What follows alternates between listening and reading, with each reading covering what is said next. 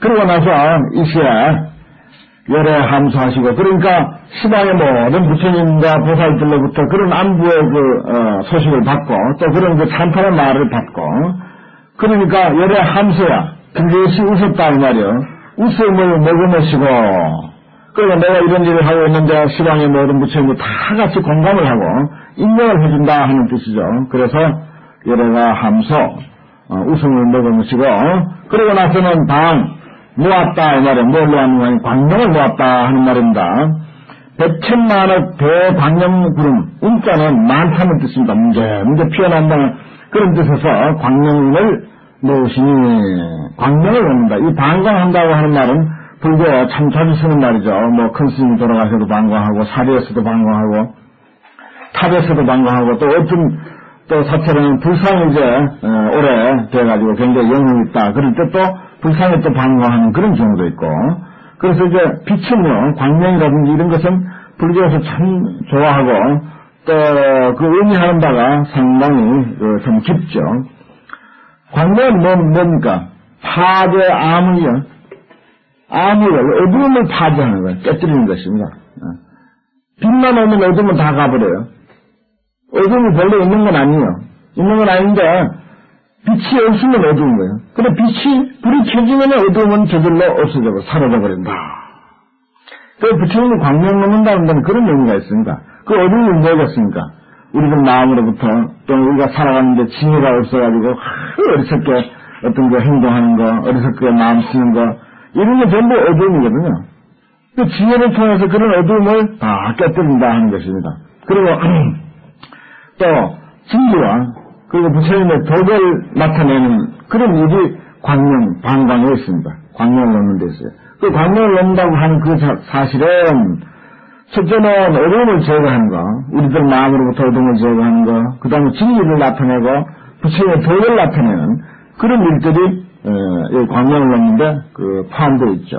그래서 여기 보면은 100,000만원이나 되는 큰 광명을 넣는데 소위 10가지를 들고 있습니다. 10가지를 들고 있어요. 대원만 광명은 그렇습니다. 원만광, 크고 원만한 광명, 대자비 광명, 이게 다 부처님을 두고 하는 소리입니다, 사실은.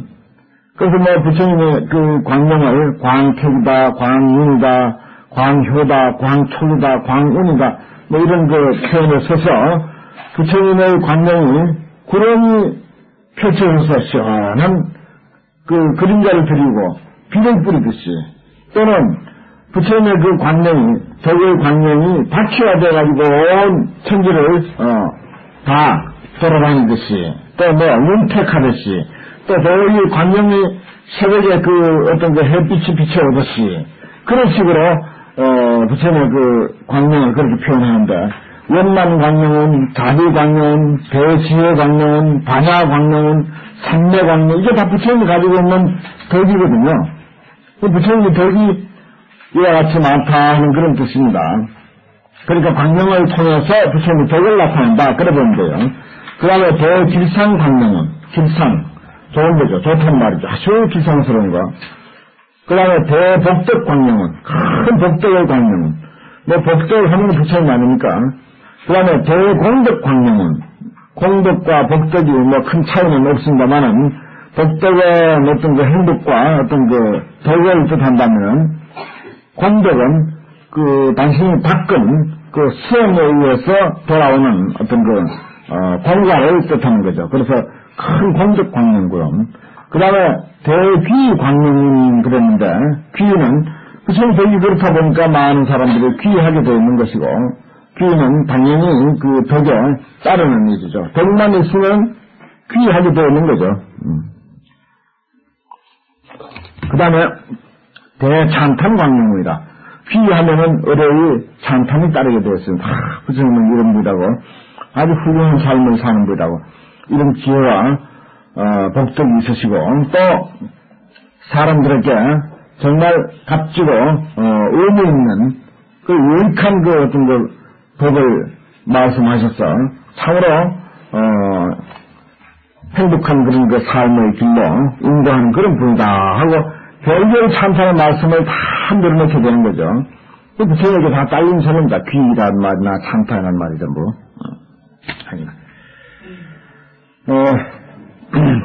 이러한 그 광명구름을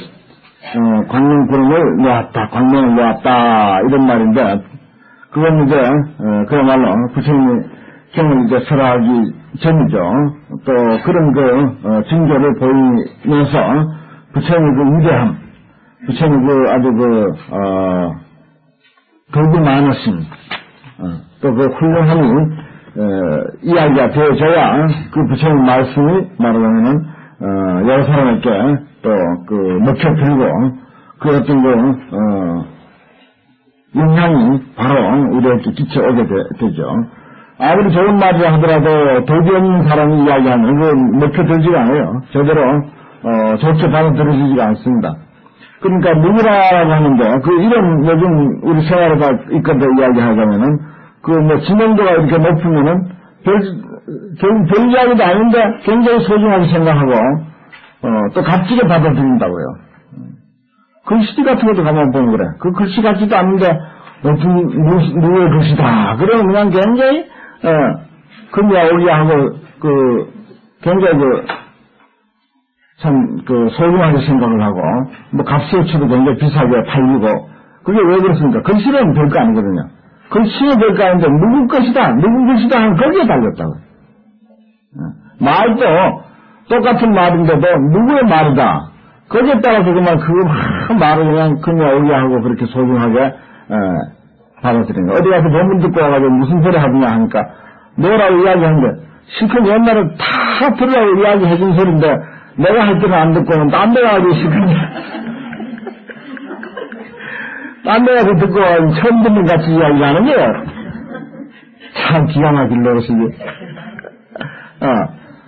거기 가서 들으니까 귀가 버쩍 뜨이더니 언제는 조용히 그냥 못 듣는 척 하다가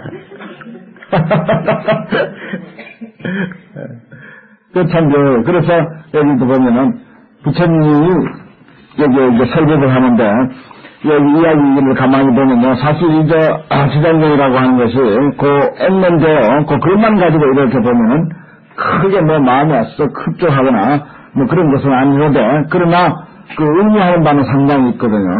그런데 그런 이야기가 누가 하냐 이와 같이 많은 만덕을 갖추신 우리는 부처님이 하신다. 이게 중요한 거예요. 그래서 여기에 부처님에 대해서 다 잘 아시죠?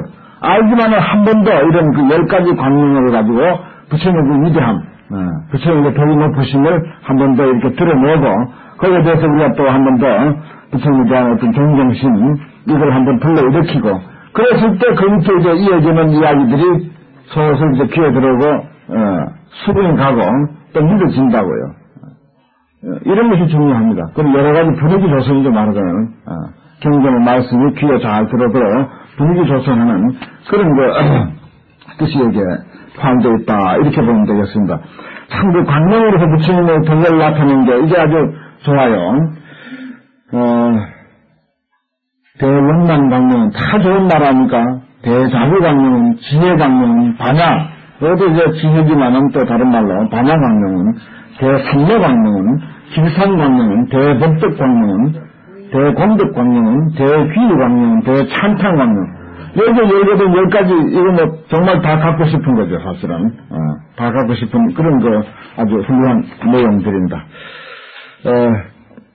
오늘 지장경 이제 시작하면서 지장도사를 우리가 처음 듣는 건 아니지만 한 번 더 정리를 해서 지장도사인 과연 어떤 분인가, 또 오늘날 우리가 왜 지장도사를 우리가 자꾸 갈구하고 지장신앙이 고도되는가, 또 지장도사를 우리가 어떻게 마음에 받아들여야 바람직한가, 지장도사를 우리에게 던져주는 메시지가 과연 무엇인가, 이런 것들을 좀 이제 살펴봤습니다. 특히 강강중생, 말세 강강만화중생, 강강해서 교하기 어려운 중생들을 조격해서 고와 낙이 도대체 뭔가, 고와 낙이 도대체 어떤 것인가를 알려주려고 부처님이 설법하신다. 이렇게 다른 부처님의 입을 통해서 이렇게 서두를 열었습니다. 결국은 이제 강강중생을 도복하는 이야기, 그리고 고의 법과 낙을, 고가 뭐고 낙이 진정한 낙이 뭐라고 하는 것을 알려준다. 여기서 이제 두 마디와 그 앞으로 이야기 되어질 그런 내용이 전제되어 있습니다. 강강중생을 조복한다. 그래서 고와 낙의 법이 뭐다, 뭐가 고고 뭐가 낙이다라고 하는 것을 제대로 일러준다라고 하는 그런 의미를 서두에 딱 이렇게 나타내고 있죠. 강강나나중생이라고 하는 말을 자주 내가 이야기를 하는데, 이 지장도살과 이 서두에 강강한 중생들을 조복한다라고 하는 이런 말이 아주 잘 어울리는 그런 표현입니다. 딴 데는 이런 말이 잘 없어요. 이화경의 강강나나 중생이라 해가지고, 그래서 무슨 지옥이니 죄니 듣기도 섬찟한 그런 말들을 표현하고 있다. 이화경사가 그 얘기 다 털어놔 버렸어요. 왜 무슨 죄니 무슨 지옥이니 과거니 그 엄청난 소리, 무섭잖아요 사실 그런 소리. 그건 좀 이렇게 사람이 살아가면서 별별 일도 다 있을 수가 있는데, 예를 들어서 벌레 한 마리만 이렇게 밟아 죽여도 벌레 밟아 죽이면 어떻게 된다라고 이런 소리, 그냥 공갈치는 소리, 겁주는 소리, 이런 소리를 그냥 막 하는데 왜 하느냐? 왜 그런 소리를 막 하느냐? 사바세계 중생은 그런 심한 소리를 해야 먹혀 들어간다 이거예요. 그 음악에서 그런 얘기 다 털어놔 버렸어요. 다른 경제는 잘 그런 이야기 안 해. 근데 음악에서가 이제 그런 것을 다 털어놓은 대목이 있는데, 그 해석한 대목 같은 데 보면은 아주 심한 초독이라고 해서 아주 그 심한 독으로서 고쳐진다든지, 아니면 그 독에 맞은 것 같다든지, 아니면 철거라고 해서 그 독이 꽤 사무칠 정도가 돼야 병이 이제 돌아가는 거죠. 평소에 그냥 어디안한 그런 어려운 것 겪어가지고는 발심을 잘 안 해. 그게 잘 믿으려고 안 한다고요. 꽤 사무치는 그런 가슴 아픈 일이 있든지, 무슨 본래 선근이 많은 사람들, 인연이 많은 사람들은 그냥 그 인연과 그 선근으로 자연스럽게 기회를 한다든지, 인생의 어떤 올바른 길을 살려고 한다든지 하는 것이 아주 자연스럽게 되는 그런 사람들은 복이 많은 사람들이고, 그렇지 아니한 사람들, 생다지는 꽤 사무치는 그런 고통이 있어야 뭔가 인생을 이렇게 살아서는 안 되겠구나, 어떻게 살아야 될 것인가, 인생 문제에서 비로소 생각하게 된다는 거예요. 비로소 정죄를 찾게 된다 이거예요.